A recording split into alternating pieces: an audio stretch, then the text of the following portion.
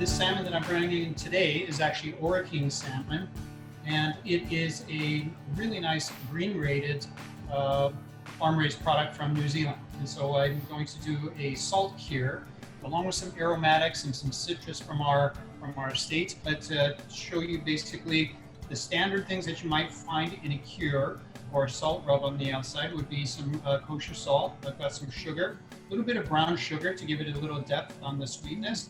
There's some spiced ginger, ground ginger here, and some ground coriander.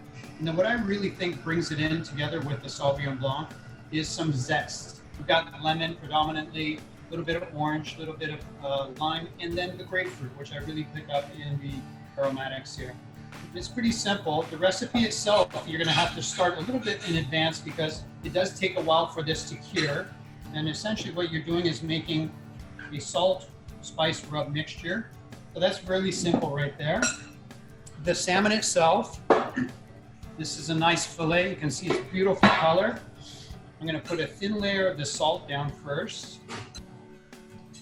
And then I'll put a nice coating of the salt over the top as well. And again, this is one of those things that you have to plan a couple days in advance because it does take a while for it to cure. So just a nice thin layer like that.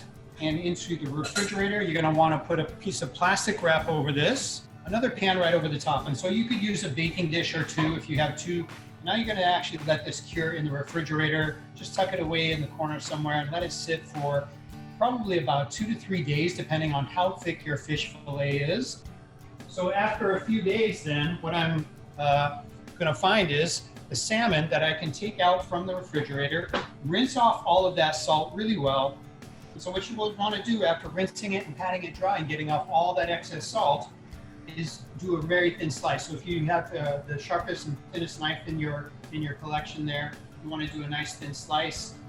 What I did then was took about 4 of those slices, and I kind of put together an example.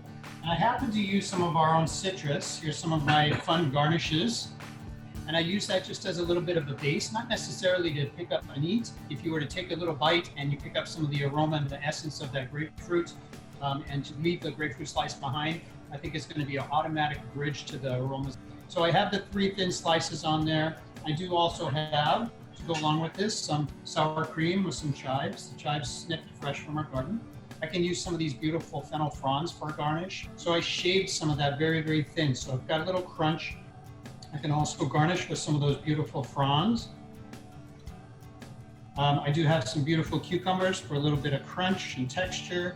As a little fun extra, one of our other friends and local sustainable products is Tsar Nikolai caviar. I thought I would add just a little bit of caviar. So this is their classic caviar. We also happen to have some beautiful chive blossoms.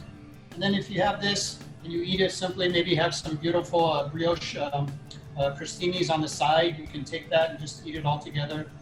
Have a beautiful sip of the wine first, go to your bite, your customized bite on a little crostini with some of the citrus cured salmon, a nice pop of the caviar in there, and then back to that wine. It should be a really nice mix.